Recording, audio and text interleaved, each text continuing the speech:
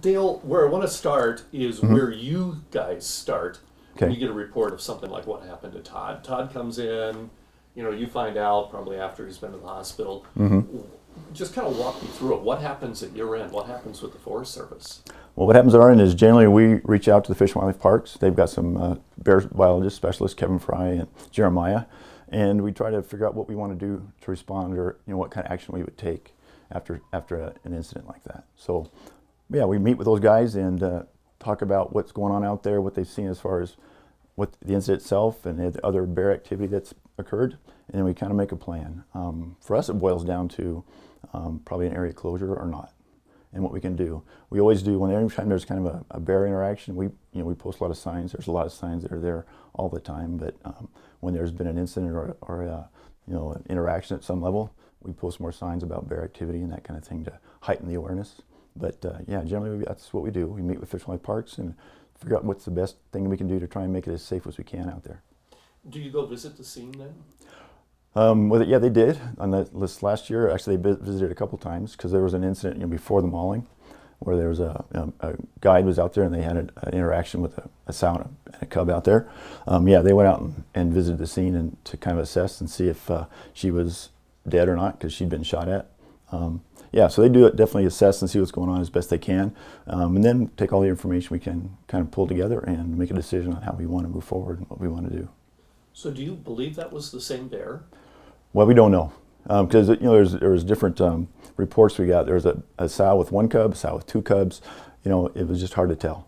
But obviously there was a lot of bear activity out there. So we had an issue with bear in the vicinity, and she had a pretty large comfort zone.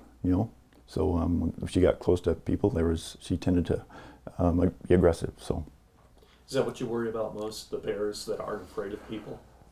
Well, it's hard to tell from bear to bear. Was my understanding. Talking with Kevin and the guys at Fish and Wildlife Parks, every bear is different. What we're trying to do is just minimize bear-people interactions and let people be very aware of what's going on out there, and just try to minimize that having those encounters. Well, let's talk about that a little bit, Sure. about prevention and safety. Sure. What's your #1 advice to hikers? And we're going to have a lot of them here in the next 2 Right, 3 months. right. Well, there's probably a multiple things that I advise folks to. First off, just check and see if there's bear activity. And if there is, then there'll be signs. And just read the signs and kind of know what's going on with what you do to try and let bears know you're in the area. You want to travel in groups. You want to make noise. Don't walk around quietly. And do things don't carry things that would attract bears, because basically it boils down to scent and attracting bears. And what you're trying to do is avoid attracting bears. And they've got an amazing sense of scent, and they can smell things from a long ways away. So yeah, you just want to let them know you're there and avoid attracting them. Also, I highly recommend carrying bear spray and be familiar with how to use it. Now, there was a carcass dump not far from this Yes. trailhead, right? Yes. Is that on private land or is that on forest land? On private land. It's on private land. Yeah. So are there signs warning about that at the trailhead or anything like that? No, but we have taken some steps. Fortunately, we've got some really great partners around here to address that issue.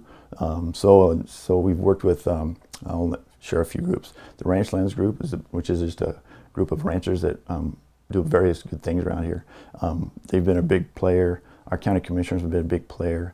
The hatchery north or south of town here from the Fish and Wildlife Service, they've been helping out. So we've got something in place right now so that, that if there's a carcass, the ranchers can give us a call and we'll haul it away. And we take it to the transfer station the county commissioners have allowed us to use. There's also in place, still working on it, is a carcass compost site out of Alder here just east of town, or west I mean. And so hopefully when that gets in place, that's going to be a little while yet, there'll be a place to take the carcasses. But right now we've got a temporary solution to be able to haul them to the transfer site.